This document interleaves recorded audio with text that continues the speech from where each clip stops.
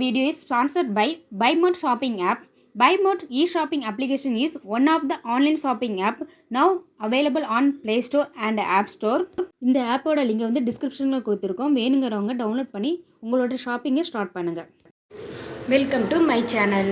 வீட்டில் வந்து நம்ம ரொம்ப சோம்பலாக இருக்கிற டைமில் வந்து ஈஸியாக குக்கிங்கை முடிக்கணும். நீங்கள் இந்த ரசம் செஞ்சு பாருங்கள். ரொம்ப ஈஸியாக வைக்கலாம். அதேமாதிரி ரொம்ப டேஸ்ட்டாகவும் இருக்கும். வாங்க எப்படி செய்யலான்னு பார்க்கலாம். தேவையான பொருட்கள் 10 பல் பூண்டு, கொஞ்சமாக மல்லி இலை, 1 ஸ்பூன் போல் நல்ல மிளகு, 1 ஸ்பூன் ஜீரகம், 1 ஸ்பூன் மிளகாய்த்தூள், கொஞ்சமாக 1/2 டீஸ்பூன் போல் மஞ்சள் தூள், கொஞ்சமாக பெருங்காயத்தூள், ஒரு கொத்து கருவேப்பிலை, 2 மீடியம் சைஸ் தக்காளி, அதை வந்து சின்னதாக கட் பண்ணி வச்சுடுங்க. ஒரு எலுமிச்சை சைஸ் புளி வந்து எடுத்து ஊற வச்சுருக்கேன். ஃபஸ்ட்டு வந்து நல்ல மிளகு, பூண்டு, ஜீரகம் 3மே வந்து நம்ம இடித்து எடுத்துக்கலாம்.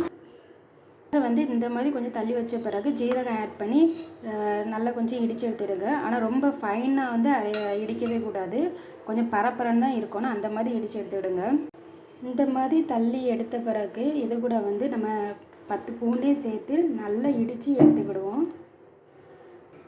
இந்த மாதிரி மிளகு, ஜீரகம், பூண்டு 3மே தள்ளி எடுத்து விடுங்க. ஃபஸ்ட்டு எண்ணெய் சூடானதும் கொஞ்சம் கடுகு ஆட் பண்ணி, கடுகு பொரிஞ்ச உடனே கொஞ்சமாக கருவேப்பிலை ஆட் பண்ணுங்கள்.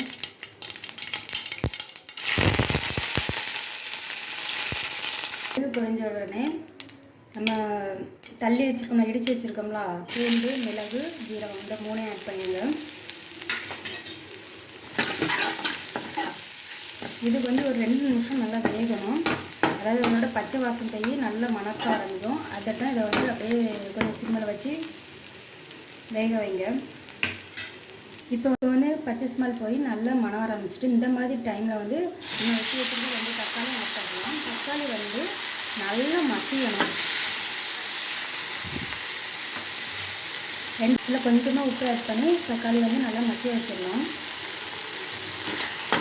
தக்காளி வந்து நல்லா வெந்திருக்கணும். அப்போ தான் ரசம் நல்லா டேஸ்ட்டாக இருக்கும். இந்த மாதிரி இருக்கக்கூடாது.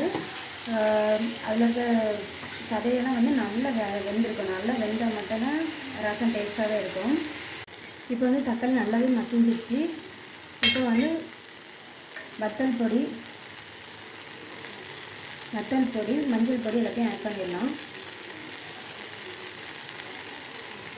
மஞ்சள் பொடி, காயப்பொடி எல்லாத்தையும் ஆட் பண்ணிடலாம். இது எல்லாமே வந்து இதில் இருக்க பச்சை ஸ்மெல் போகாத தான் கொஞ்சம் நேரம் இருக்கட்டும். மஞ்சள் தூளோட பச்சை ஸ்மெல் எல்லாம் போன பிறகு வந்து கொஞ்சம் புளிக்கரைசல் வந்து ஆட் பண்ணிடலாம். புளிக்கரைசல் ஆட் பண்ண பிறகு தேவையான அளவு தண்ணி ஆட் பண்ணிடுங்க. தேவையான அளவு தண்ணி ஆட் பண்ண பிறகு கொஞ்சமாக கொதிக்க விடணும். இந்த மாதிரி நுரை வந்து லைட்டாக கொதிக்க ஆரம்பிக்கும் போது வந்து மல்லி இலையை ஆட் பண்ணிடலாம். இந்த மல்லி இலையை வந்து ஆட் பண்ண பிறகு ஒரு 2 மினிட்ஸ் மட்டும் ரசத்தை கொதிக்க விடுங்க. ஒரு 2 இல்லைன்னா ஒரு 5 மினிட்ஸ் மட்டும் கொதிக்க விடுங்க. அதுக்கு மேலே கொதிக்க விடக்கூடாது. இந்த மாதிரி லைட்டாக மட்டும் கொதிச்சா போதும். இப்போ ஒரு 2 மினிட்ஸ் ஆயிடுச்சு. இப்போ ரசம் ரெடி ஆயிடுச்சு. சுவையான ரொம்ப டேஸ்டான ரசம் ரெடி ஆயிடுச்சு. எல்லாருமே வந்து இதை ட்ரை பண்ணி பாருங்கள். ரொம்பவே நல்லாயிருக்கும். ஃபீவர் டைமில் இந்த ரசம் வச்சு குடித்தா தொண்டைக்கெலாம் ரொம்ப நல்லாயிருக்கும். எல்லோரும் ட்ரை பண்ணி பாருங்கள். நல்லா இருந்ததுன்னா கமெண்ட்ஸ் பண்ணுங்கள், லைக் பண்ணுங்கள், சப்ஸ்கிரைப் பண்ணுங்கள்.